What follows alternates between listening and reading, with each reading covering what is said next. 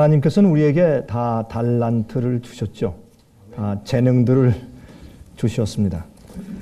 근데 이 재능들은 우리가 사용해야지 개발되는 것입니다. 사용을 안 하면 개발이 안 됩니다. 하나님께서 달란트를 주실 때 어떤 사람에겐 1달란트, 어떤 사람에겐 2달란트, 어떤 사람에겐 5달란트, 어떤 사람들에겐 3달란트 이렇게 하나님께서 각각 그 분량에 따라 달란트를 주셨습니다. 그러면 그것을 받은 사람들이 그것을 활용해야 합니다. 달란트 하나 받은 사람이 주인님은 엄하고 무서운 사람이라 내가 혹시 이것을 어떻게 하다가 혹시 내가 손해보면 큰일 날 것 같아서 이것을 땅속에 감춰 놓았습니다. 자, 여기에 주인님이 저에게 주신 그 1달란트 그대로 있습니다. 받아가십시오. 그러니까 그 주인이 참 노아에서 그렇게 한 그 하인에게는 벌을 내렸습니다. 그리고 그러니까 내가 나를 그렇게 무서운 자로, 인색한 자로, 완악한 자로 보았느냐. 그렇죠? 그건 하나님께 대한 오해죠. 저 사람은 예쁘게 만드시고 나는 이렇게 만드시고 그런 생각이죠. 저 사람에겐 말을 잘하게 하시고 나는 말주변이 없고 저 사람들은 그렇게 음악을 잘하는데 나는 음치고 그게 아니거든요. 하나님께서는 우리 각자에게 주신 달란트가 다 다릅니다. 그 달란트를 여러분들이 사용하시고 개발하셔야 합니다. 그리고 여러분 그 성령의 은사에 대해서 여러분께서 고린도전서 12장과 14장을 읽어보면 거기에 있는 그 은사에 대해서 말씀하시면서 어떤 은사가 있습니까? 남을 잘 대접하는 은사가 있어요. 그리고 잘 남을 다스리는 은사가 있습니다. 그러면 이건 행정과 그 다음에 남을 잘 대접하는 요리 잘하는 그렇죠? 사람들을 잘 사귀는 그런 은사인데 그런 은사가 가르치는 은사와 목회하는 은사와 그 다음에 방언하는 은사와 같단 말입니까? 병 고치는 은사와 같단 말입니까? 성경은 같다고 얘기합니다. 아멘. 그렇죠? 이 어머니가 집에서 참 고생하면서 아이들만 키우고 있지만은 남편이 선교사로 먼 외방에 가서 그렇게 열심히 선교하고 일한 것과 못지않은 귀한 복음 전도 사업을 하고 있다고 하나님은 우리에게 말씀하십니다. 그게 하나님의 인정입니다. 그러므로 하나님 안에서 그러한 식으로 우리가 가진 재주나 달란트에 대해서 높고 낮음이 없는 것입니다. 우리가 그것을 이해하고 주님의 사업에 주님의 일에 임해야 할 것입니다. 그리고 우리가 가진 성격에 따라서 하나님께서 우리를 사용하십니다.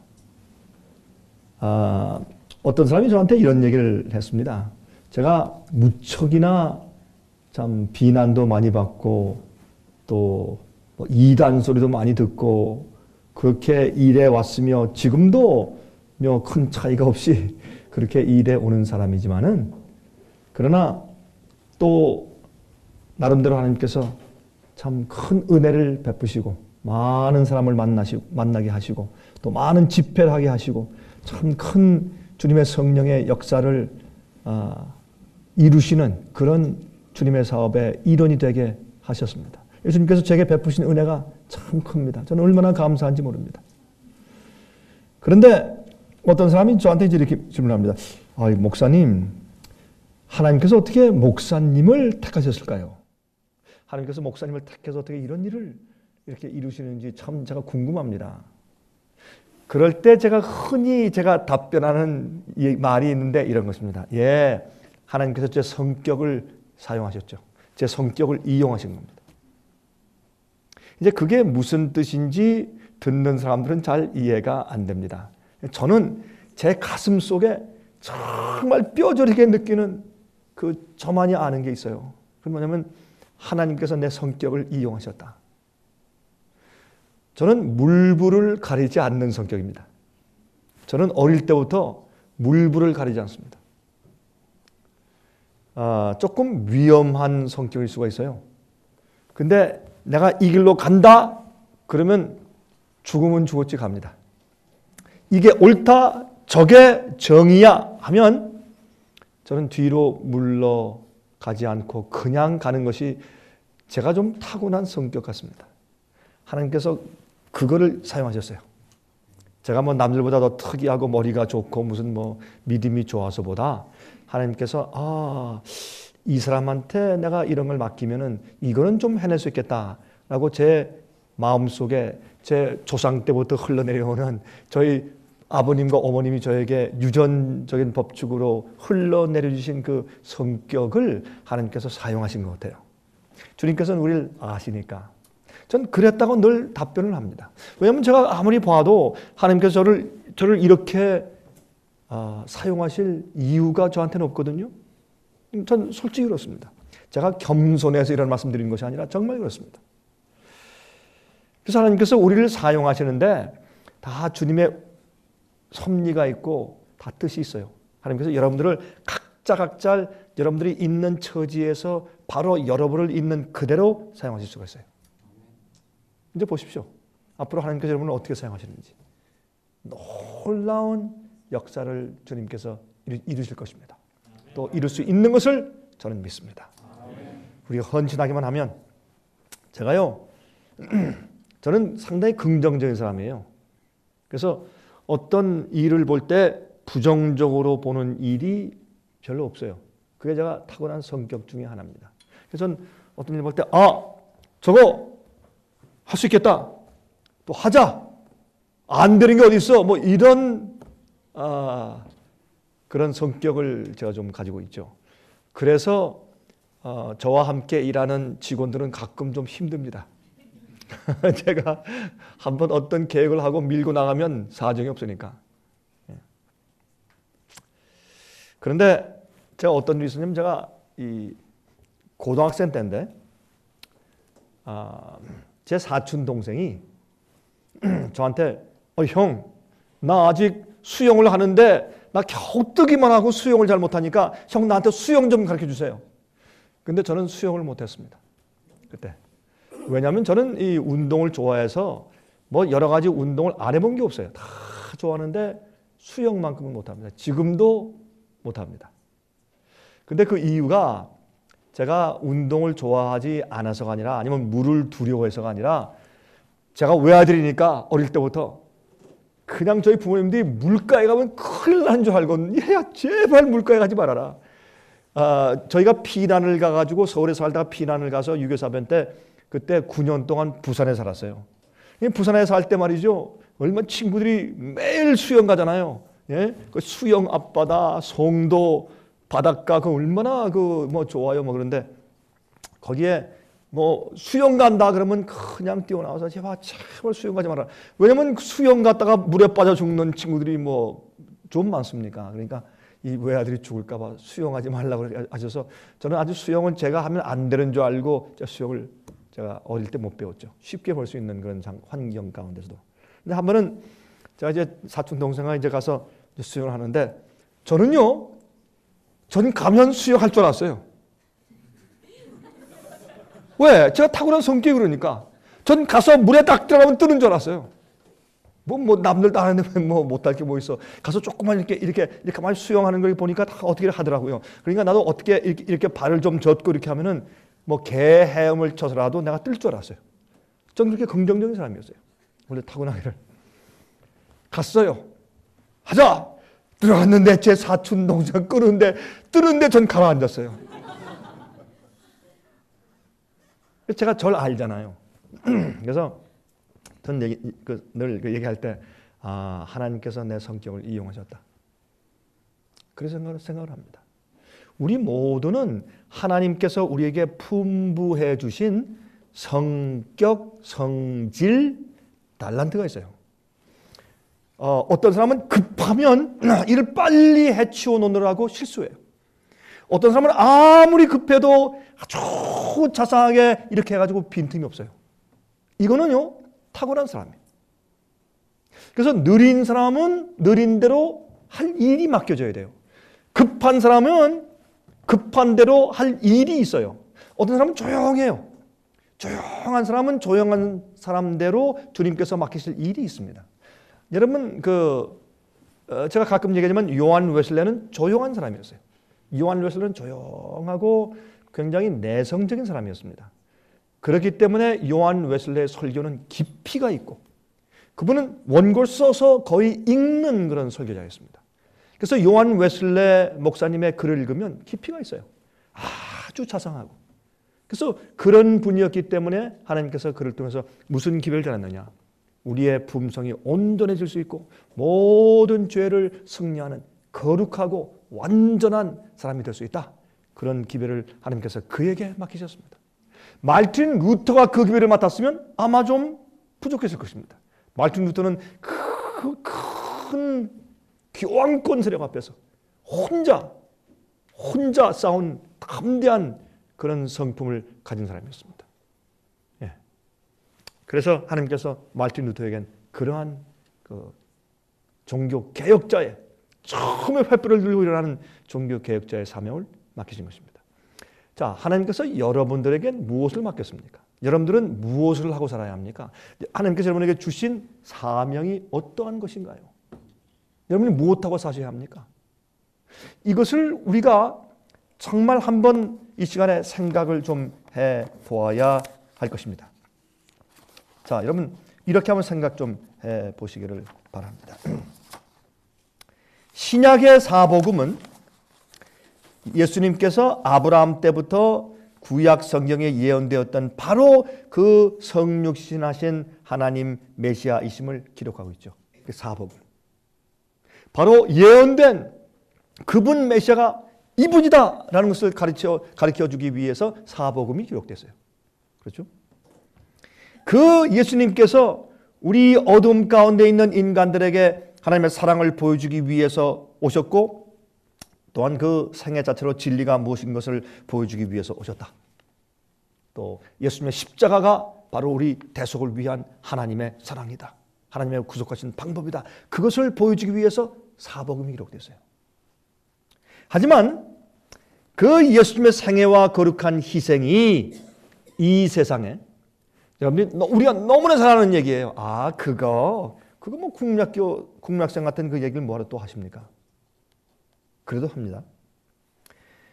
그 예수님의 생애와 거룩한 희생에 대한 사복음이 기가 막히게 기록되어 있었을지라도 그 진리와 기별이 남에게 전파되지 아니하면 무슨 소용이 있느냐 말이에요.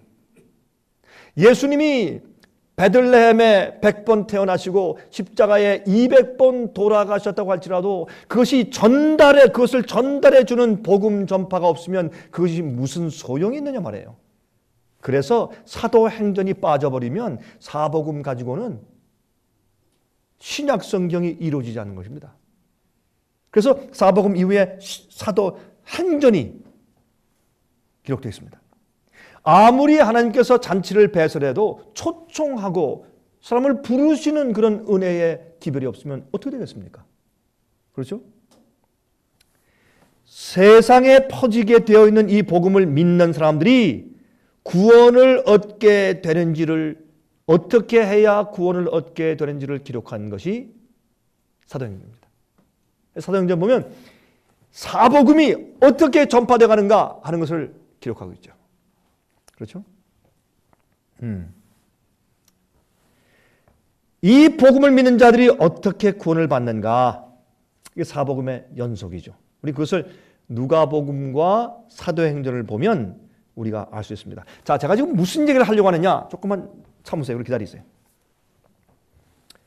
이 사복음이 말이죠, 유대인들의 종교로만 남아 있으면 안 되는 것입니다. 어떻게 됩니까? 온 세상에 전파되어야 합니다. 그래서 하나님의 교회가 출범을 해야 합니다. 그래서 그것을 우리에게 기록해 주신 것이 사도행전입니다. 하나님께서는 이것을 당연하죠. 선지자들에게, 사도들에게 감동하셔서 영감으로 그것을 써서 기록에 남기셨습니다. 그런 하나님께서 똑같은 일을 선지자 마태, 마가, 누가, 요한 통해서, 또한 누가를 통해서 사도행전을 기록하시고, 또한 사도 바울을 통해서 그 엄청난 교회를 출범시켜서 세우시는 그 사도 바울의 서신들을 기록하신, 그리고 사도 요한을 통해서 요한계시록을 기록하신 그 똑같은 하나님께서 오늘날 이 시대에 여러분과 저를 통해서 개인적인 우리 삶을 통해서 무엇을 기록하시려고 하시는가? 똑같은 성경의 기록 같은 그 역사를 우리 개인 생활을 통해서 이루시려고 하신단 말입니다. 이 성경이 기록되어 있죠. 하나님께서 우리에게 성경을 기록하신 똑같은 역사를 우리에게 주시려고 하는 것이에요. 제가 갑자기 우리가 선지자 된다, 무슨 성경의 영감을 통해서 영감의 성령 같은 것을 기록한다, 그 말을 말씀드린 것이 아니라, 갑자기 계시가 임한다, 그것을 말씀드린 것이 아니라, 하나님께서 의도하신 사람들을 통해서 이루고자 하신 그 똑같은 의도, 스케일이 크고 작은 것뿐이죠. 똑같은 의도를, 하나님의 목적을 여러분과 제 속에서 이루셔야 합니다. 반드시 그렇게 되어야 합니다. 자, 이제 로마서 10장 12절부터 18절을 읽습니다. 로마서 10장 12절부터 18절 펴서 보세요. 로마서 10장 12절부터 18절. 우리 간단하게 한번 읽어보도록 하겠습니다. 유대인이나 헬라인이나 차별이 없음이라. 한 주께서, 하나님께서 모든 사람의 주가 되사 저를 부르시는 모든 사람에게 부요하시도다. 누구든지 주의 이름을 부르는 자는 구원을 얻으리라. 그런즉 저희가 믿지 아니하는 이를 어찌 부르리요? 듣지도 못한 이를 어찌 믿으리요? 전파하는 자가 없이 어찌 들으리요? 보내심을 받지 아니하였으면 어찌 전파하리요? 기록된 바 아름답도다. 좋은 소식을 전하는 자들의 발이여 함과 같으니라. 이게 전부 다 교회가 생기는 일은 어디에서 출발해요? 한 사람이 어떻게 해요? 주님의 사랑의 강권함을 받아서 복음을 전하기 위해서 가는 일로 시작됐어요. 그리고 가서 말해줘요. 전파해요. 듣는 일이 생겼어요. 깨닫는 일이 생겼어요. 믿는 일이 생겼어요. 그 다음에 교회가 생겼어요. 그러므로 이 놀라운 역사가 어디에서 출발했습니까? 한 사람의 마음 가운데, 물론 그 사람이 한 사람 여러 사람 되었지만 한 영혼의 마음 가운데 생긴 성령께서 주시는 부담이었습니다. 그걸 지금 사도 바울이 설명하는 것이에요. 그래서 말씀을 들고 지금 걸어가는 그 전도자의 아름다운 발이요, 그렇게 얘기했어요. 그 아름다운 발걸음 하나 때문에 무엇이 생겼어요? 사도행전의 성령의 역사가 일어났잖아요. 이걸 거슬러 올라가니까 그렇게 지금 그가 말하고 있는 것이에요. 그러면 마지막 시대 큰 외침과 놀라운 두 번째 오순절 성령의 역사가 퍼부어지는 기가 막힌 일들이 앞으로 곧 올 텐데, 그 일이 어떻게 생기는 줄 아세요? 마음에 깨닫고 체험하고 너무 감사한 눈물이 나고 콧날이 늘 시큰한 그 말씀을 내가 남들에게 전하기 위해서 전화 한 통 들고 편지 한 장을 쓰고 내가 블로그를 운영하고 이메일을 하나 내가 보내고, 아니면 그 영혼을 하나를 찾아서 내가 어디에 있는 곳에서 서울로, 대구로, 부산으로, 대전으로, 공주로 내가 그렇게 시간을 들여서, 내가 교통비를 들여서 내가 기도하면서 그 영혼 한 사람을 찾아서 걸어가는 아름다운 발이여. 여기서부터 무엇이 시작돼요? 마지막 시대 큰 추수 사업의 성령의 퍼부어짐이 시작되는 것이에요. 우리가 그 일을 못해요? 우리가 바울처럼 그런 힘 있는 전도를 못한다고 할지라도, 우리가 베드로처럼 담대하게 기별을 전하지 못한다고 할지라도, 우리가 요한처럼 계시를 받고 그 기가 막힌 요한계시록을 쓰지 못한다고 할지라도, 우리 마음 가운데 주신 하나님의 은혜와 그 복음의 부담을 가지고 어떤 한 영혼을 찾아가는 그 조용한, 남이 볼 때 아무것도 아닌 것 같지만 그러나 남이 알아보지도 못하는 그 조용한 일을 우리가 그것은 할 수 있잖아요. 거기서부터 무엇이 시작된다? 큰 마지막 추수 사업, 성령의 역사가 시작된다. 그걸 지금 로마서 10장에서 바울은 말씀하고 있다 그 말이에요.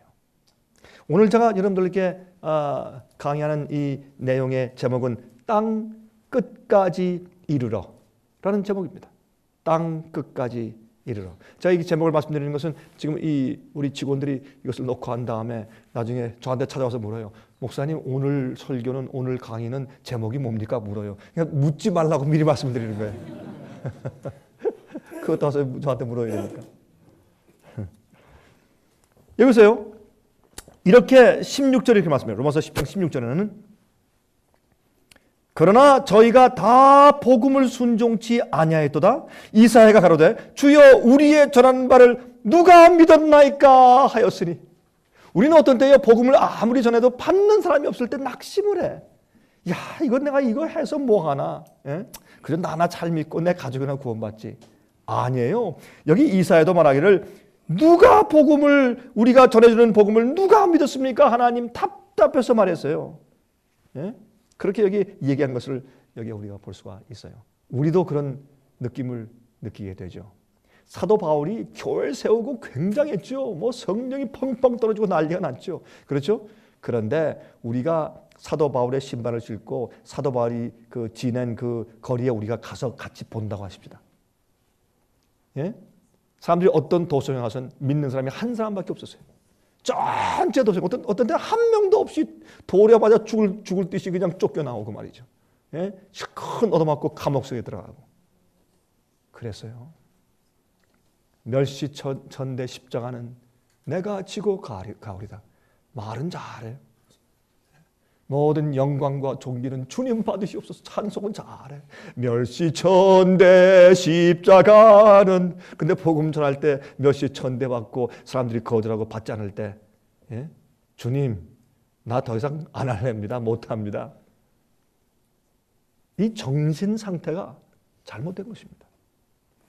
1000명 만명이 거절해도 주의 진리를 받아들일 한 명을 위해서 우리가 계속 걸어가야 합니다. 이것이 복음 전파입니다. 이게 희생이고 이것이 헌신입니다. 여러분들이 어디 살든지, 여러분이 시골 산골짜기에 있든지 아니면 도시의 한복판에 있든지 상관이 없습니다. 주의 말씀을 전하는 데는 상관이 없습니다. 주님께서 여러분이 있는 곳에서부터 출발하시는 것입니다. 예수께서 말씀하기를 너희는 온 세상에 나가서 사람들로 하여금 내가 너에게 분부한 모든 것을 지켜 행하게 하라. 그 사람들을 너희 제자 삼아서 나중에 어떻게 해요? 내가 너에게 분부한 것을 지켜 행하게 하라. 그리고 침례를 주라. 침례를 줄 때 어떻게 하라고요? 아버지와 아들과 성령 이름으로 침례를 주라. 그렇게 말씀했습니다. 여러분, 땅 끝까지라고 그랬어요. 땅 끝까지. 예? 온 세상에 나가 그랬어요. 우리의 경계는 없어요. 여기 보세요. 17절. 이사야가 누가 우리를 전하는 바를 누가 믿었나이까 하였으니 그러므로 믿음은 들음에서 나며 들음은 그리스도의 말씀으로 말미암았느니라. 믿음은 들어야 돼요. 그렇죠? 듣는 것은 무엇을 들어야 돼요? 주의 말씀을 들어야 돼요. 온갖 교회에서 말이죠. 말씀을 전할 때 온갖 세상 얘기 다 하고 온갖 인간적인 논리, 이론, 인간적인 가르침, 학문적인 거 그거 다 얘기하고 돈 버는 방식 얘기하고 행복해지는 방식 얘기하고 그렇게 얘기하니까 사람들이 구원받지 못하는 것이요. 그러나 내가 말하노니 너희가 듣지 아니하였느뇨? 그렇지 아니하다. 그 소리가 온 땅에 퍼졌고 그 말씀이 땅 끝까지 이르렀도다 하였느니라. 자, 이건 무슨 말이에요? 사람들이 안 믿었어요. 그때 안 믿은 자들이 주 앞에 나가서 핑계할 수 없습니다. 핑계할 수 없는데 주님께서 뭐라고 하시는 줄 아세요? 여기 말씀하셨습니다. 여기 보세요. 그 소리가, 무슨 소리가? 복음의 소리가 온 땅에 퍼졌고 그 말씀이 땅 끝까지 이르렀도다 하였느니라. 땅 끝까지 이르렀어요. 그러면 복음을 전하지 아니하면 말하는 자가 없으면 어떻게 땅 끝까지 전파되겠어요? 그 복음을 가지고 부담을 가지고 걸어가는 아름다운 발이 없었으면 그 복음이 세상 온 땅 끝까지 어떻게 전파되었을 것이요? 하나님의 뜻은 이것이에요. 여러분들이 나가서 모든 사람들을 다 회개시키고 거듭나게 해서 다 뒤집어라. 이것이 하나님께서 여러분과 저에 대한 기대가 아닌 것을 기억하셔야 돼요. 여러분, 궁극적으로 우리가 무슨 일을 하느냐? 온 세상에 이 복음을, 그 현대 기별을 제가 늘 얘기하지만 그 시대마다 사람들이 그것을 듣고 자기 마음 가운데는 진정한 동기가 시험받는, 정말 믿는 자인지 안 믿는 자가 테스트 당하고 시험받는 그 기별을 그 당시마다 주님께서 주시는데 그 특별한 기별을 전해야 돼요. 노아 홍수 때는 방주에 들어가라. 그렇죠? 엘리야 때는요, 뭐예요? 엘리야 때는 여호와 하나님이 하나님이다. 바알이 하나님이 아니다. 우상을 버려라. 옛날의 진리를 갖다가 옛 털을 닦고 옛날 진리를 다시 단을 쌓으라. 돌아오라, 회개하라. 그렇죠? 그것이 엘리야 시대의 기별이었습니다. 그 당시 교회를 정죄하는 것이었습니다. 그리고 그들이 믿는 하나님이 그들을 인도한 하나님이 아니라는 겁니다. 지금도 우리가 맡은 이 믿음은, 진리는 무엇인지 아십니까? 오늘날 교회들이 대부분 알고 따라 믿는 그 믿음은 가짜라는 겁니다. 그들이 믿는 하나님은 잘못된 삐뚤어진 하나님을 믿는다는 겁니다. 거기서 나와야 산다는 겁니다. 고치란 얘기입니다. 개혁하란 얘기입니다. 그들이 믿는 하나님은 하나님이 아니라 우상이라는 겁니다. 그들이 십자가를 걸고 있지만 그 십자가는, 그들이 이해하는 십자가의 복음은 그들을 구원할 수 없다는 겁니다. 그건 오히려 우상이라는 겁니다. 이런 기별이 마지막 시대 세상에 전파해야 할 현대 기별입니다. 그리고 하나님의 계명을 지키라는 겁니다. 믿음도 그냥 믿음 아니라 예수 믿음을 가지라는 겁니다. 이게 보통 일이에요. 짐승의 표를 받지 말라는 겁니다. 하나님의 인을 받으라는 겁니다. 이게 쉬운 일입니까? 이건 엘리야의 사업이죠. 엘리야. 그 엘리야의 사업을 또 누가 했습니까? 예수님 당시에 침례 요한이 또 그 일을 했어요. 네? 회개하라. 회개했느냐? 회개했으면 회개에 합당한 열매를 좀 보자. 그 당시의 교회를 정죄했습니다. 바리새인들과 제사장들이 올 때 뭐라 그랬습니까? 누가 너희들로 장차 다가오는 심판을 피하라 했더냐? 이 독사야 자식들아. 굉장했잖아요. 이게 침례요한의 그 당시의 현대 기별이었어요. 그러니까 얼마나 미웠는지, 얼마나 그를 미워했어요. 왕의 죄를 지적했으니까. 당신은 당신 동생의 그 아내를 빼앗아서 그거 죄입니다 라고 지적했어요. 목을 잘라 죽였어요. 이것이 하나님께서 그 시대마다 주시는 특별한 기별들이에요. 이 부담이 우리 마음속에 들어가면 그것을 우리가 하는 일은 뭐예요? 그게 우리 마음속에 들어간 부담이거든요. 그러므로 그것을 가지고 가야 돼. 가서 그걸 뿌려야 돼요. 어떻게 뿌려야 돼요? 온 땅에, 땅 끝까지 이르러 말씀을 뿌려야 돼요. 그건 우리가 하는 일이에요. 그러면 이사야가 하는 것처럼 하다 주님, 우리가 아무리 전해야 누가 믿고 누가 듣습니까? 하나님, 정말 믿는 자가 세상에 있습니까? 라고 하는 그런 절망이 우리 마음 가운데 들어올 때가 있어요. 상관이 없어요. 주님께서 세상 땅 끝까지 이르러 뿌려, 우린 뿌리는 것입니다. 그러면 하나님께서 심판하실 때 내가 살던 곳 그 주위에 내가 이해할 수 있는 복음과 진리를 다 뿌려 놓았다? 너 그거 받아서 집어들려고 네가 노력 안 했지. 거기에 시간을 들이지 않았지. 너의 모든 정력과 모든 주의를 다른 데 팔았잖아. 네가 시간을 어디에 썼어? 무엇 하느라고 보냈어? 이렇게 주님께서 심판하실 여지가 생기는 것입니다. 그러기 위해서 그 당시마다 주님께서 베푸시는 특별한 진리를, 그 복음을 세상 땅끝까지 뿌려야 합니다. 그게 여러분과 제가 가지고 있는 우리의 의무입니다. 이게 믿는 자가 해야 할 일입니다. 믿는 자가. 이건 뭡니까? 우리 마음 근데 부담이에요. 내가 깨닫고 내가 감격해서 내가 아는 이 진리를 내가 복음을 전하는 것은 부득불 전하는 것이니 내가 복음을 전하지 아니하면 내가 저주를 받을 것이라. 그것이 사도 바울의 느낌이었어요. 그래서 그는 복음을 전했어요. 예? 돌에 맞았어요. 죽은 것 같았어요. 신자들이 데리고 와서 정말 장사 지내려고 하니까 일어나가지고 두둑 털고 일어났어요. 그리고 또 갔어요. 사도 바울이 어딜 가십니까? 가길래 어딜 가? 복음 전하러 가지. 아니 돌에 맞아서 망신창이 된다면 그래도 가십니까? 가야지. 내가 복음을 전하지 않으면 내가 저주를 받을 것이라. 자기를 구원한 그 복음. 내가 옛날에 오해해서 남들을 그렇게 핍박해서 죽이려고 내준 그 잘못. 그것을요, 예수님은 사도 바울을 용서했어도 사도 바울은 자기를 용서할 수가 없었어요.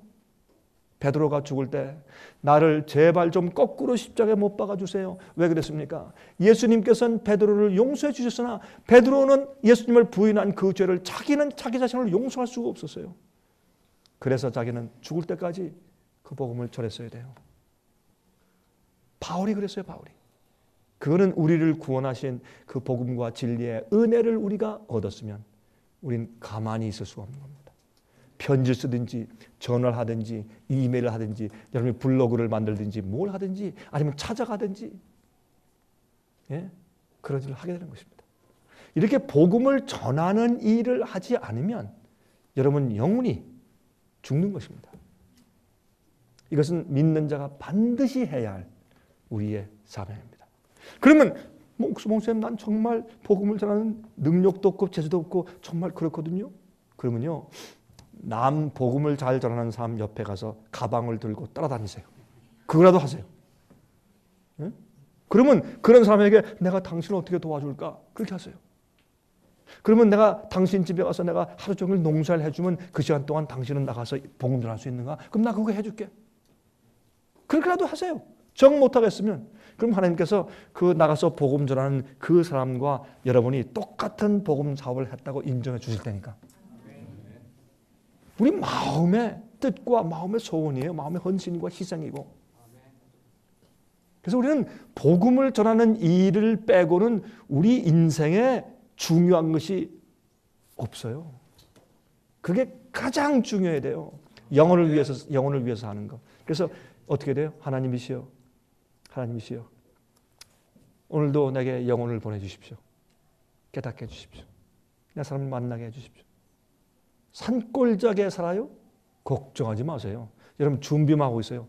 하나님께서 갑자기 사람을 손님을 갖다 한 대명 보내줄 테니까. 이게 하나님께서 하시는 일이에요. 말씀에 대한 복음에 대한 부담. 사도란 뜻이 무슨 뜻인지 아십니까? 아포솔. 그걸 헬라말로 아포스톨로스라고 부르죠. 그거는 보냈다 그런 뜻이에요. 간단해. 뭐 사도 바울, 사도 베드로, 사도 하면 굉장한 뜻인 줄 알았죠. 아니요, 보냈다는 뜻이에요, 그죠? 보냈다. 보냈다. 그러니까 보내심을 받아야 돼. 보내심을 받지 않고서 어떻게 우리가 전도를 갈 수 있겠느냐. 근데 보내심을 받았다는 것은 뭐냐면 우리 마음 가운데 있는 간절한 부담이에요. 나를 구원한 그 복음과 진리를 깨닫고 야, 남들도 이것을 알았으면 좋겠는데 우리 가족들이 이것을 좀 알았으면 좋겠는데 하는 그 부담이 생기는 것이에요.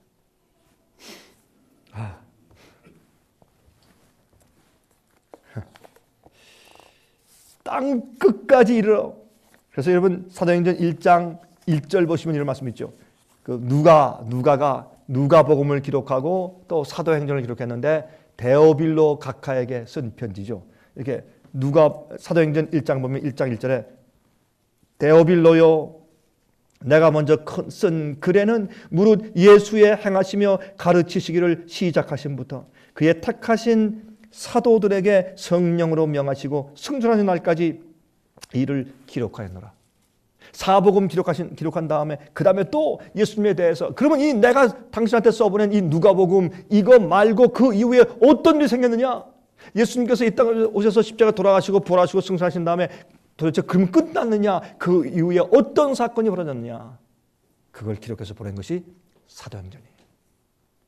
데오빌로 각하 그 당시에 말이죠. 로마 총독 같은 사람들한테 Your Highness 각하라고 불렀어요. 데오빌로 각하요.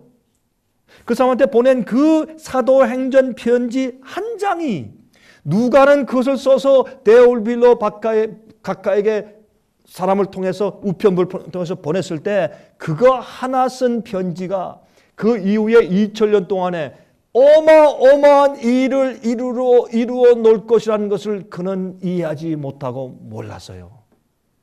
우리가 사도행전을 우리가 읽을 때 어떤 일이 벌어졌습니까?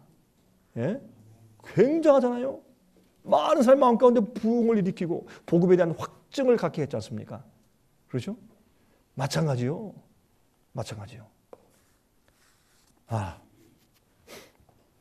여기 누가복음 1장 1절부터 4절 보면 그 첫 번째 편지에 대해서 우리가 읽을 수 있어요. 우리 중에 이루어진 사실에 대하여 처음부터 말씀의 목격자 되고 일꾼된 자들의 전하여 준 그대로 내력을 저술하려고 붓을 든 사람이 많은지라. 그 모든 일을 근원부터 자세히 미루어 살핀 나도 데오빌로 각하에게 차례대로 써 보내는 것이 좋은 줄 알았노니 이는 각하로 그 배운 바의 확실함을 알게 하려 함이로다. 사실은 여기에 누가가 한 영혼을 구원하기 위해서 편지를 써서 보낸 것이 누가복음이었어요.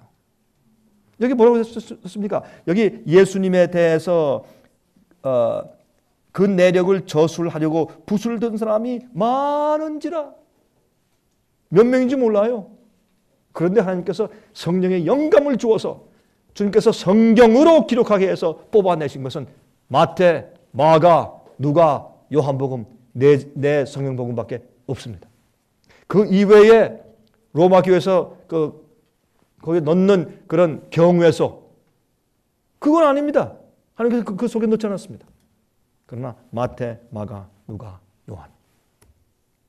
누가복음은 예수님과 함께 다니던 제자가 아니었습니다. 여기 뭐라 그랬어요? 그 모든 일을 근원부터 자세히 미루어 살핀 나도.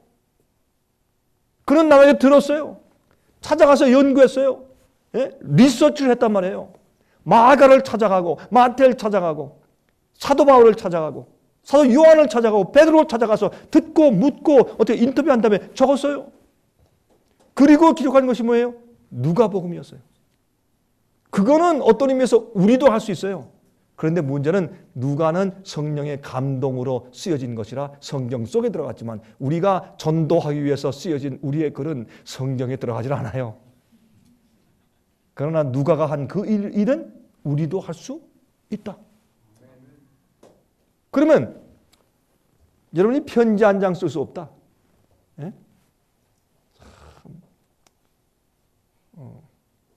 포도 갖고 온 일은 열심히 해야죠. 그렇죠? 포도 안 갖고 오면 우리가 먹고 살 수 없으니까. 그런데 그거보다 복음을 전하러 가는 발이 더 귀중하다. 왜? 포도는 아무리 많이 갖고도 예수님 오시게 할 수는 없어요. 복음을 전하면 예수님 오시게 하는 거예요. 그 길을 우리가 촉진하는 것이니까. 그러면 어떻게 할 것인가? 여러분이시여, 난 시간이 없습니다. 나는 재주가 없습니다. 난 컴퓨터도 못합니다. 그런 게 세상에 있어요. 여러분이 할 수 있는 일을 찾으세요. 아까 보니까 그 불쌍한 할머니 목욕해주고 머리도 깎아드렸네. 예? 그 얼마나 놀라운 일이요.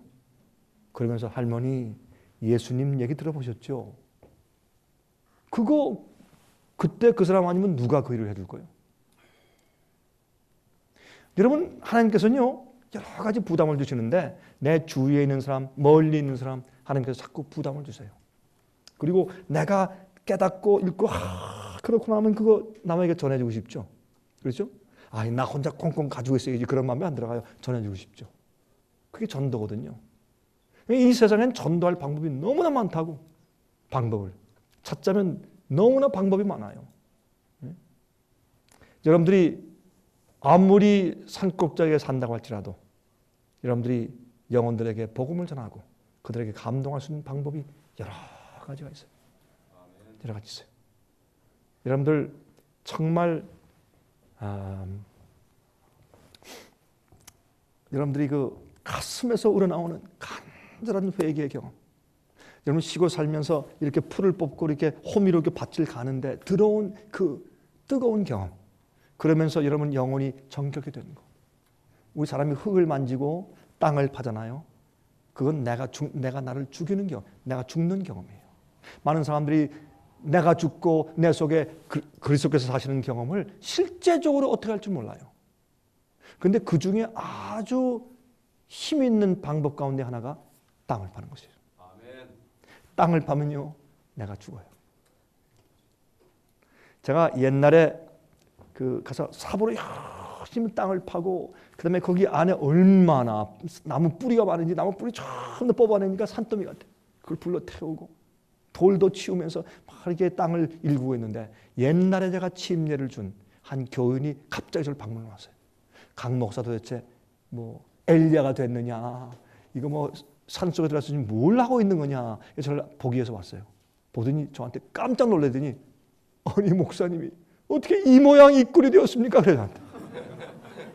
아마 그가 봤을 때 기가 막힐 거, 막 기가 막히지 않겠어요? 예? 참 멋있게 써서 설교하고 또 자기 침례주고 성경을 가르치던 그 카리스마 있던, 예? 그 목사가 농부에 모자를 쓰고 땀이 쭉 젖어가지고 뚫어진 바지를 입고 정말 나가서 땅을 파면서 일을 하고 있으니 진짜 막 기가 막혔던 거예요. 야, 이거 당신 망해도 보통 망이 아니구나. 그러나 우리 입에 들어가서 수박 한 쪽을 먹고 제가 전혀 개의치 않냐고.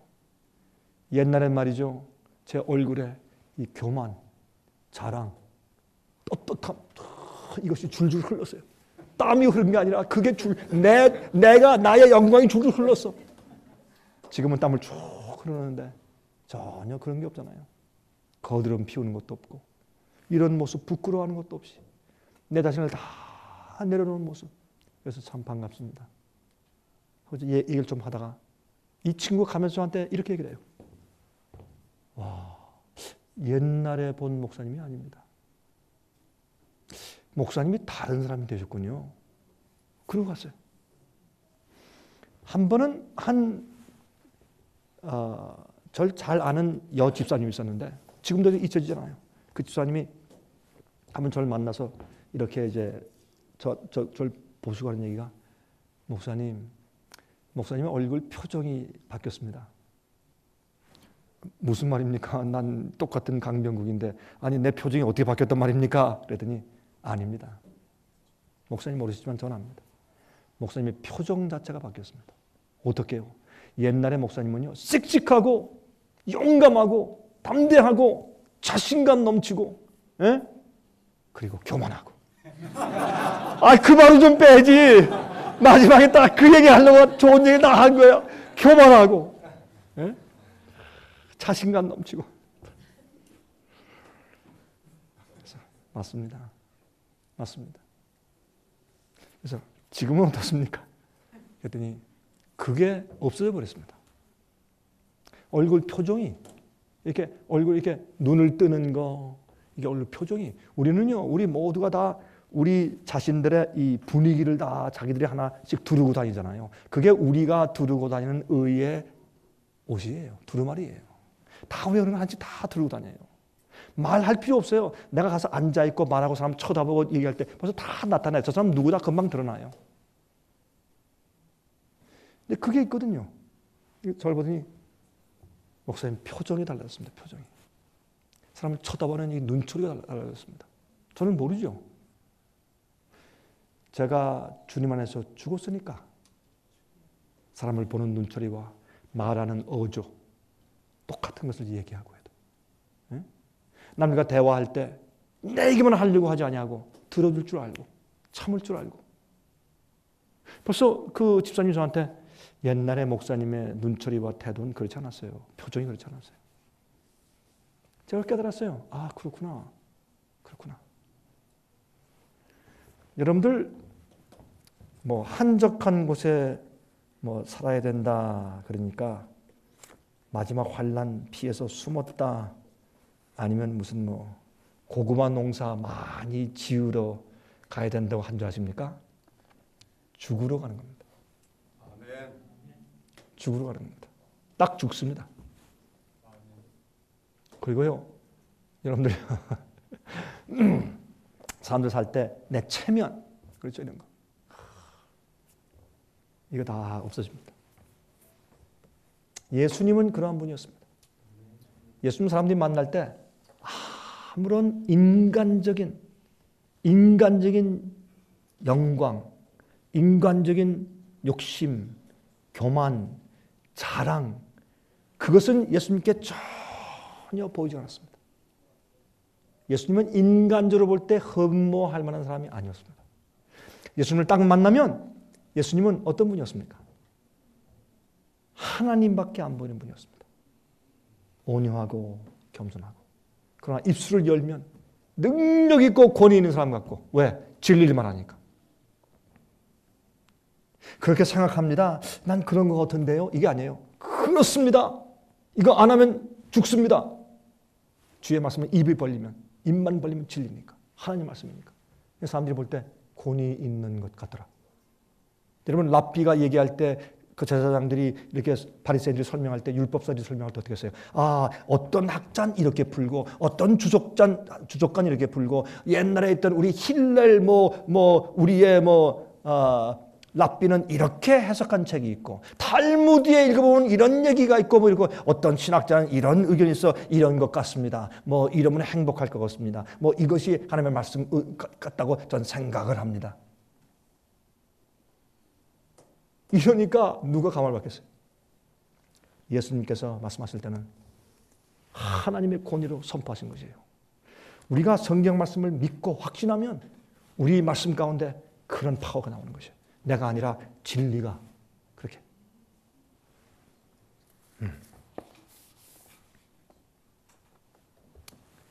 여러분 데오빌로는 하나님의 친구란 뜻이에요. 하나님의 친구. 왜 하필이면 데오빌로에게 편지를 했을까? 이것도 하나님의 섭리였을 거예요. 그래서 누가는 다 파악하고 인터뷰한 다음에 다 해서 간절히 기도하고 예수님의 상에 대해서 가장 합당하게 기록하면서 썼을 때 성령께서 그를 감동해서 붓을 돌리게 하셨어요. 그래서 이 누가는 의사예요. 그래서 누가가 쓴 누가복음을 읽어보면 마태복음과 마가복음과 요한복음에 없는 말씀들이 있어요.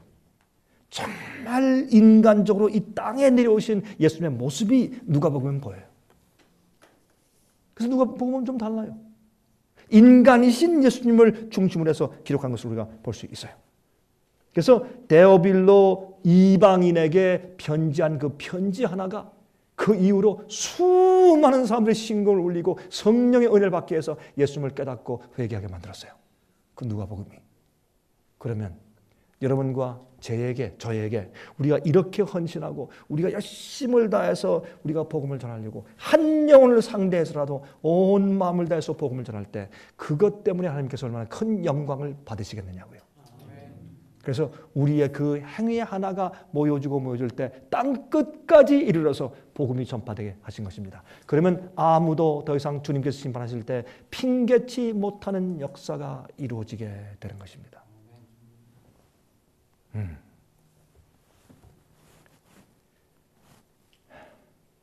성령께서는 우리 개인적인 영적 경험과 그리고 복음을 선포하고 전파하는 데 필요한 능력을 주시는 분이 성령님이십니다.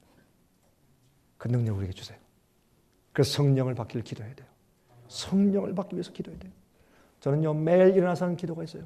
하나님이시여 오늘도 우리가 흩어진 많은 직원들과 제가 합심하여 오늘도 하나님의 복음을 진리를 세상에 퍼뜨립니다. 우리가 할 수 있는 것은 그거밖에 없습니다. 최선 다해서 만들어서 퍼뜨립니다. 하나님. 글을 쓰고 어떤 사람은 교정을 하고 어떤 사람은 디자인을 하고 어떤 사람은 그것을 갖다가 마켓에 갖다 놓고 미국에 가면은요 한국 마트들이 있거든요. 한국 사람 사는 곳마다. 그럴 때요 미국 전국에 우리 일하는 사람들이 있어요. 그 사람들은 무엇만 하느냐? 매달 우리가 수십 건씩 수백 건씩 보내주는 월간지만 기다리고 있어요. 그거 오면 다 가지고 차를 타고 가지고 하루 종일 한국 사람 다니는 그 마트나 아니면 한국 식당에 가서 그렇게 갖다. 어떤 사람은 갖다 놓는데 한 20건 갖다 놓고 저기 멀리 가서 기다려봐. 누가 집어가나. 혹시 누가 또 버리지 않느냐? 다 지켜서. 또 어디로 좀 또 가서 다 치워서 정돈해 놓고 거기에 또 좋은 이런 그 박스를 만들어서 다 갖다 놓고. 예? 그래서 또 기다리고. 그리고 또 한 다음에 또 그 다음 마트에 가서 또 해놓고. 어떤 때는 하루 종일 마트를 돌아다니면 하루 종일 시간이 안 돼. 일주일에 하루를 하나님께 바치는 것이에요. 이렇게 일하는 사람들. 어떤 사람들은 할머니인데 컴퓨터 잘 모르는데 난 근데 꼭 블로그 사업을 하고 싶대. 난 너무 원합니다. 그래서 우리 직원들이 가르쳐줬어요. 그래서 줬어요. 이 할머니들이 일을 하는데 파워풀해. 지금요 우리 상해빛에서 블로그 사업을 제일 열심히 하고 그 각 블로그들의 사람들이 제일 많이 찾아와서 방문하는 숫자를 가진 사람들이 할머니들이에요. 억척스러운 할머니들. 제가 사는 데서 얼마 떨어지지 않은 곳에 사는 그 할머니. 네? 그분의 이름이요 이씨예요. 이 설교를 들으면 그분이 누군지 알 거예요. 자기를. 이씨. 근데 이분은요 얼마나 열심히 하니까 하루에 4시간씩 우리의 있는 재료들을 다 갖다가 퍼올려요. 거기서 갖다가 자기 블로그에 갖다 놓는 것밖에 안 해. 다 하면 갖다 이렇게 퍼놓아요. 그래가지고요. 지금까지 이 할머니 그분의 지금 연세가 66세인가 67세 됐어요. 이 할머니 블로그에 지금까지 와서 방문하고 나간 사람 숫자가 얼마인지 아세요? 230만 명. 230만 명. 어마어마한 숫자죠, 여러분. 어디 가서 230만 명한테 여러분 그런 거 보여주겠어요? 어떤 데는 하루에 5천 명, 4천 명, 3천 명, 적어도 1,000명씩 들어와요. 그러니까 몇백만 명이 막 넘어가지. 이 할머니 너무 기뻐가지고, 이분은 시골에 사는 사람이거든요. 기뻐가지고 매일 막 웃음이 막 웃고 싶은데 남 눈치가 보니까 웃을 수가 없어. 참아야지. 오늘도 2,000명 들어왔어요, 목사님이. 막 기뻐가지고 어떻게 뭐 참을 수가 없어. 제가 어떻게 큰 웃으세요. 찬송을 부르고. 우리가요 무슨 일이든지 할 수 있어요. 하나님의 영이 우리 마음을 강건하시면. 여러분이 몇천 명씩 들어오는 블로그 사업을 못한다고 할지라도 한 명에게 전화하거나 한 명에게 나누거나 어떤 글을 하나 써서 올리거나 그렇게 할 때 그 글을 하나 읽고 깊이 여러분의 감정 때문에 감동받았으면 여러분이 그날 큰 일을 한 것이죠.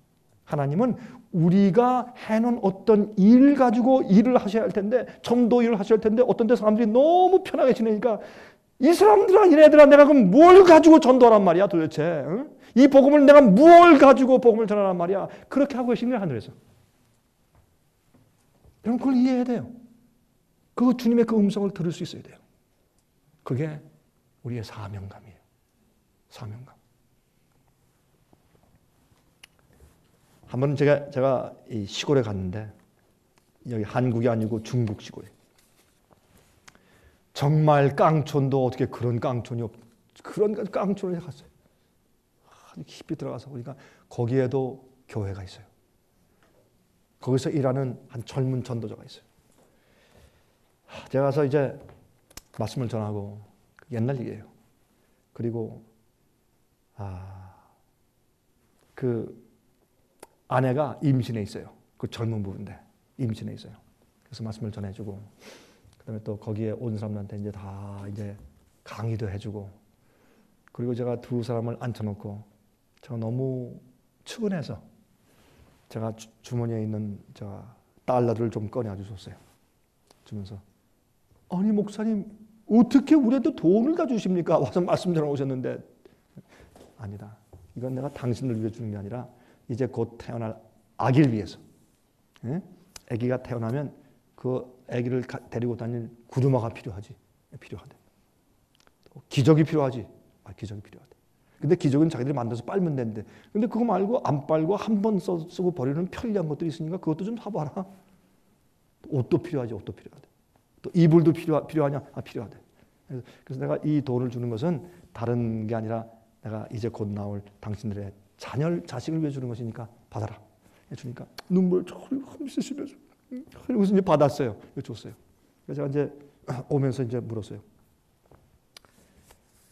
당신들이 필요한 게 뭐냐? 당신이 지금 가장 필요한 게 뭐냐? 내가 할 수 있으면 내가 돌아가서 내가 해주겠다. 당신들이 여기에서 당신들이 가장 필요한 거 하나만 얘기하라. 그랬더니 필요한 거 없대요. 그러지 말고 얘기해라. 가장 필요한 거 하나만 얘기해라. 뭐냐? 그랬더니요. 이 두 부가 정색을 하면서 제 앞에서 하는 얘기가 목사님 정말 주시겠습니까? 내가 한번 생각해보고 내가 최선을 다하지. 우리에게 성령을 주십시오. 우리에게 성령을 주십시오. 와, 내가 그 앞에서요 딱 얼어붙었어요. 할 말이 없어요. 우리에게 성령을 주십시오. 이런 마음을 가지고 있으면 하나님께서 어떻게 그 사람을 어떻게 하겠어요? 그 사람을 쓸 수 있겠어요? 그래서 우리 성령을 주십시오. 우리가 필요한 것은 성령밖에 없습니다. 우리 마음 가운데요 하나님과 함께 일하고자 하는 그런 마음의 부담이 생겨야 돼요. 어떤 때 우리가 몰라서 안 하거든. 몰라서 우리가 성령을 주십시오. 예수님께서는 이 제자들의 역사로 복음과 진리를 모든 사람들의 손이 미치는 곳에 두시려고 계획하신 것입니다. 그게 하나님께서 성령을 주신 것입니다. 너희가 위로부터 성령을 받으면 너희들이 세상 끝까지 이르러 내 증인 될 것이라. 자, 이제부터 여러분 제 얘기를 잘 들으세요. 이것이 아주 중요한 여기 이제 본론 겸 결론이니까. 오케이. 여러분 다 아시는 문제예요. 자, 너희가 위로부터 성령을 받으면 위로부터 성령이 임할 것인데 너희가 성령을 받으면 제일 처음에 어디에서 제일 처음에 어디와 예루살렘과 그다음에 유대와 그리고요 사마리아와 그리고요 땅 끝까지 이르러 내 증인이 될 것이라. 자, 성령을 받는 것은 예수님을 증거하는 증인 되는 것입니다. 증인은 체험한 자입니다. 법정에서 말이죠. 증인대에 올라온 사람한테 판사가 묻습니다. 그 살인 사건에 그때 그 장소에 있었습니까? 없었는데요. 그러면 어떻게 합니까? 제 친구한테 들었습니다. 그러면 살인을 일으킨 용의자를 압니까? 모르는데요. 그럼 여기 왜 올라와 있습니까? 증인이라고 무조건 올라가라니까 올라왔죠. 내려가시오. 그렇게 하잖아요. 증인은 실제 자기가 보고 듣고 체험하고 그 장소에 있었던 사람이 증인이에요. 증인은 예수님 증인이거든요. 그게 성령을 받는 것이거든요. 그런데 보세요. 예루살렘과 유대와 사마리아와 땅끝까지. 왜 예수께서 그렇게 말씀하셨느냐? 거기는 원칙이 있어요. 예루살렘 무슨 뜻이에요? 예수님이 십자가에 돌아가신 장소예요. 예루살렘은 하나님의 아들이 예언대로 이 땅에 오셔서 우리 죄를 지시고 십자가에 돌아가신 그 장소가 있는 곳이고 그 사건을 목격한 사람들이에요. 그 사람들에게 먼저 복음을 준 거예요. 그 사람들이 그 말씀을 거절하면 은혜 시간이 지나가는 겁니다. 그러므로 진리를 듣고 아는 자들, 여러분이 우리가 믿고 전파하는 이 진리를 그래도 듣고 아는 사람, 저거 이단이야, 우리 반대한다, 저 이상한 사람들이야, 그렇게 말할지라도 예루살렘에 먼저 전파하란 말이에요. 그 사람들에게 먼저 얘기해 주란 말입니다. 그래서 그 사람들이 마지막 기회를 얻기 위해서 예루살렘과 그 다음에 유대와 적어도 그 예언을 가지고 있고 그 진리를 가지고 있는 사람들한테 적어도 성경 말씀을 아는 믿는 자들에게 그 다음에 나가서 전파하란 말입니다. 여러분 교우들 아는 사람들에게 먼저 복음을 전파하란 말입니다. 그 사람들이 기회를 얻어야 돼요. 거절하면 은혜 시간이 지나가요. 그 다음에 또 누구에게? 사마리아는 뭐예요? 진리와 오류가 섞여 있는 곳이에요. 사마리아는요 유대인들과 이방인들이 차폰한 사람들의 자손이에요. 옛날에 북방 이스라엘이 멸망하면서 어떻게 해요? 아시리아 사람들이 와가지고 전부 다 유대인들 데려갔다가 다른 이방인들과 막 강제로 자포를 시켰어요. 거기서 생긴 후손들이 사마리아 사람들이에요. 그러니까 유대인들은 사마리아 사람들을 개처럼 취급하고 인정을 안 했어요. 그 사람들은 우리와 같은 믿는 우리 자손이 아니라고 그렇게 거절했어요. 그게 사마리아예요. 지금 무엇을 상징할까요? 성경 말씀과 진리를 그런대로 알고 듣고 예배드리고 있는데 오류를 믿고 있는 사람들, 바벨론의 포도주에 취한 사람들, 그 사람들에게 어떻게 알아? 절쯤에 예루살렘과 유대와 사마리아와 그런 자들에게 복음을 전해야 돼요. 그러면 나중에 믿지 않는 자들에게 온 세상에 나가서 내 증인 될 것이라. 이것이 우리가 복음을 전하는 순서예요. 복음을 전하는 순서예요. 여러분의 예루살렘은 어디예요? 여러분의 유대 땅은 어디입니까? 여러분의 사마리아는 어디 있어요? 누구예요? 그렇죠? 여러분들이 할 일이 얼마나 있는 것이에요. 그 다음에 이것도 재미있는 얘기예요. 땅 끝이 어디예요? 어떤 분이 이렇게 얘기를 해요. 땅 끝은 내 옆이다, 내 이웃이다. 왜? 지구는 둥그니까. 땅 끝을 찾아서 한참 돌다가 오면은 끝이 바로 내 옆이 아니냐. 뭐 그렇게 말하는 사람도 있더라고요. 그 얘기도 흥미있는 얘기예요. 우리는 선교사로 외국에 갈 필요가 없어요. 하나님께서 우리 주위에 말씀을 전파해야 할 사람들을 주세요. 찾으세요. 어떤 때는 이사야처럼 누가 우리 전하는 말을 들었습니까? 라고 답답해서 가슴을 칠 때가 있는가? Yes. Yes. 예수께서 십자가에 못 박히신 곳에서 출발했어요. 그렇죠? 그때 십자가 사건으로 가장 인상 깊은 감화를 받을 수 있는 환경이 준비되어 있는 곳이었어요. 가능성이 있는 것부터 시작하세요. 그 다음에 거절하는 곳으로 가세요. 그렇게 시작하는 것입니다.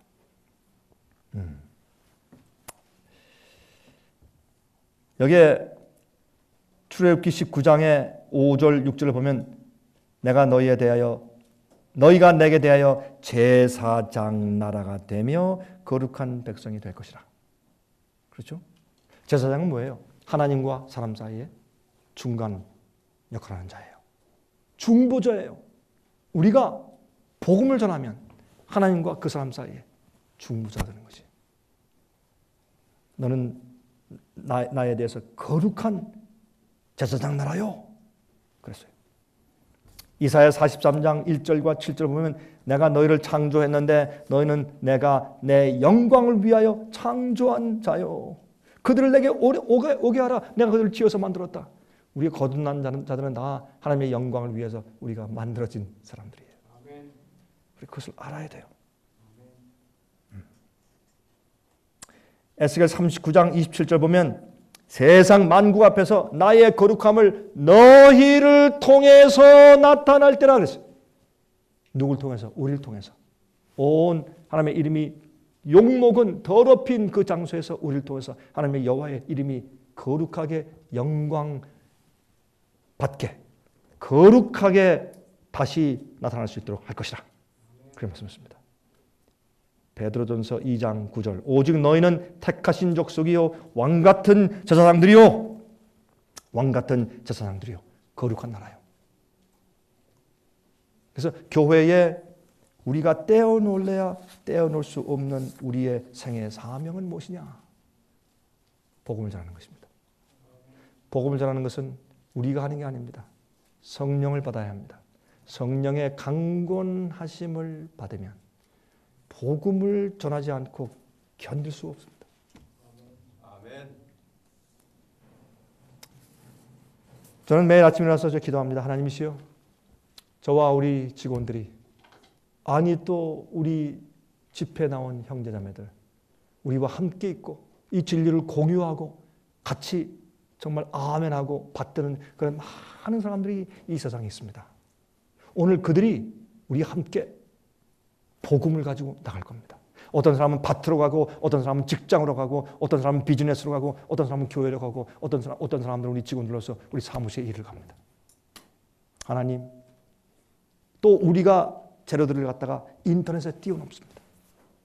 이 모든 것들이 나가서 발 없는 정말 조용한 메신저들이 나가서 이제 오늘 복음을 전할 텐데, 하나님이시여, 이 복음과 진리가 오늘 많은 영혼들의 심금을 울리고 그들을 구원하여 주시옵소서. 그것이 제가 항상 매일 기도하는 저의 기도입니다. 아침에 일어나서 기도합니다. 하나님이시여, 오늘 우리가 펼쳐놓는 이 재료들 때문에 하나님 영광을 받으시옵소서. 제가요, 인터넷 방송을 만든 다음에 제가 하나님께 늘 기도합니다.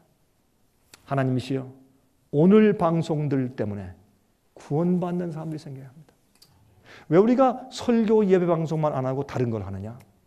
우리가 시사 뉴스 좀 하지 않습니까? 일주일에 3번 해요. 여러분, 일주일에 30분짜리 시사 뉴스를 일주일에 3번씩 만드는 거, 그거 장난 아닙니다. 얼마나 힘든 줄 아십니까? 그거 다 재료 뽑아내가지고 말이죠. 중요한 이슈 뽑아내서 그 해설 만들고 말이죠. 아나운서는 자기가 말할 거 만들고 원고를 쓰고 말이죠. 카메라 앞에 앉아가지고 옷을 입고 말이죠. 예? 분도 좀 바르고 다 앉아가지고 그 아나운서처럼 읽고 말이죠. 그래서 해설자들이 해설하고 그 또 카메라맨들이 다 잡고 말이죠. 저 위에선 말이죠. 컨트롤룸에서 말이죠. 또 우리 직원들 한 3명이 앉아가지고 다 이거 장난 아닙니다. 30분짜리 하나 만들어서 올리는데 얼마나 이런 사람들이 고생하고 땀을 흘리는 줄 아십니까? 그것도 리서치하고 발췌해서 만들어내고 그걸 일주일에 3번. 그런데요, 그렇게 해서 올려놓으니까요, 우리가 사실은 여러분 그 시사 뉴스를 가만히 보세요. 그걸로 우리가 곧바른 증언 다 해요. 그 30분 동안요, 사람들이 와가지고 뉴스 좀 보자 그러고 들어오잖아요. 뉴스, 성경을 가지고 뉴스를 해설해 주니까 얼마나 좋으냐 하고 들어오는데요. 들어가가지고 30분 동안 그 사람들이 어떻게 해요? 다 막 직설적인 말씀을 다 듣는 거예요. 예수님 속히 오신 재난, 심지어 예수님의 인성 문제까지도, 경제적인 문제를 얘기하면서 뭘 얘기해요? 곧 오신 주님의 재림과 마지막 세상의 역사를 얘기해요. 예언을 막 얘기하고 참된 교육이다. 오늘날 이 학교에 여러분 자녀들이 학교에 보내기 때문에 이게 망한 거다. 그 얘기를 막 하고 말해요.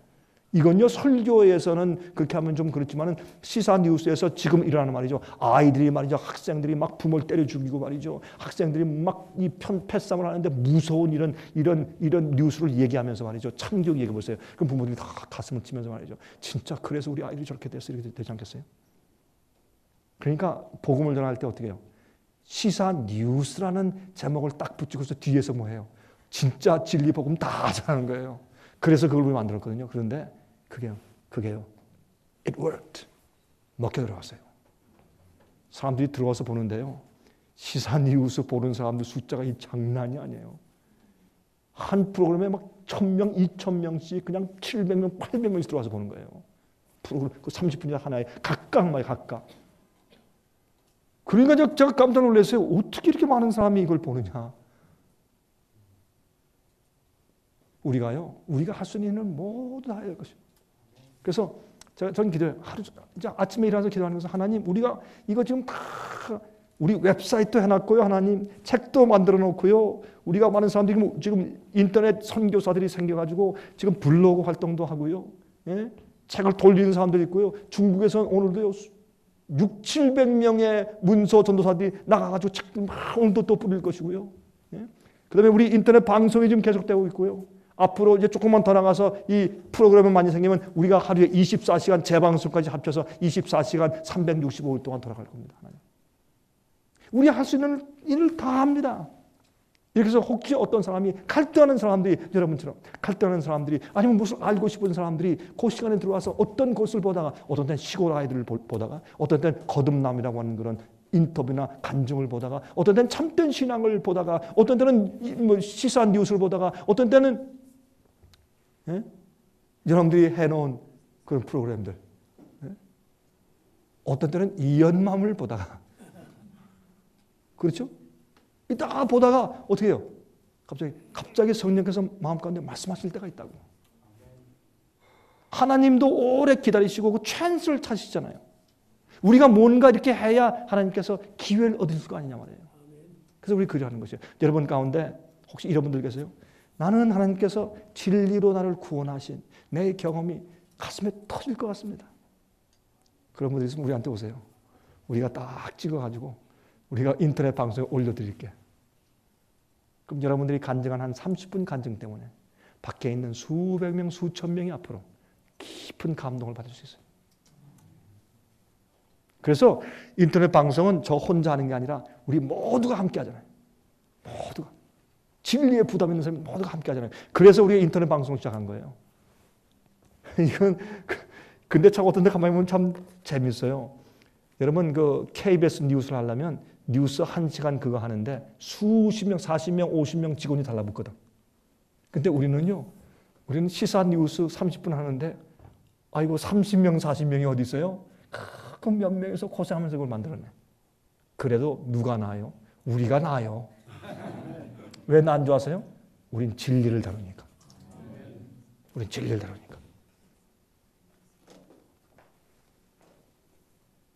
여러분들 거듭남이라는 프로그램 있죠? 거듭남 프로그램. 제가 여기 와서 어떤 한 사람이 거듭남에 나와가지고 간증을 하대. 나 그 간증 들으면서 아주 깊은 감동을 받았어요. 아, 그렇구나. 여러분들, 아니, 우리가 예수님에 대해서 증인될 수 없다, 증거할 수 없다. 그러면 차라리 우리 죽읍시다. 뭐하러 삽니까?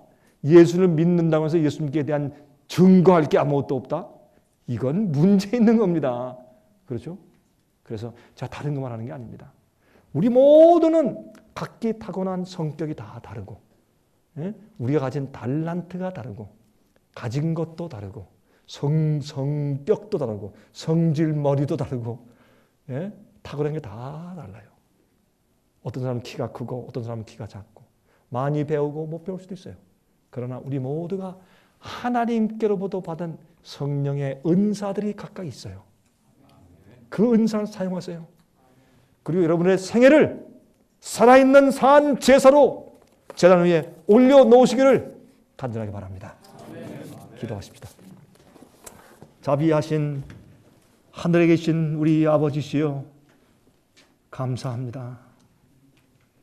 우리가 이 땅에 태어나서 정말 주님 모르고 혹시 안다고 해도 교회 문지방만 밟다가 멸망할 수밖에 없는 사람 되기에 참 그 확률이 많은데, 주님 우리를 끝까지 따라오셔서 우리를 사로잡으시고 진리를 주셔서 우리를 변화시키시고, 정말 하나님, 하나님의 은혜로 이 쓸데없는 자 왜 구속하여 주시는지 정말 우리는 알 길이 없습니다. 주님이시여 감사합니다. 이 주님의 은혜와 귀하신 그 복음과 진리의 파워를 우리가 어떻게 하면 다른 사람들에게 나눠줄 수 있겠습니까? 예수 그리스도의 복음 십자가의 보혈의 은혜는 그냥 사람들이 통속적으로 이해하는 그런 것이 아니지 않습니까? 아버지시여, 우리가 정말 십자가의 군병처럼 전도할 수 있도록 하시고 어떻게 해야 할지를 가르쳐 주시옵소서. 지혜를 주시옵소서. 그리고 담대한 마음과 힘을 허락하셔서 영혼들을 만나게 하시고 주님께서 영혼들을 우리에게 보내게 하시며 정말 이 천국 복음을 온 땅 끝까지 이르도록 전하는 데 일조하는 우리 되게 도와주시기를 살아계신 예수 그리스도의 귀하신 이름만 의지하여 간절하게 기도합니다. 아멘.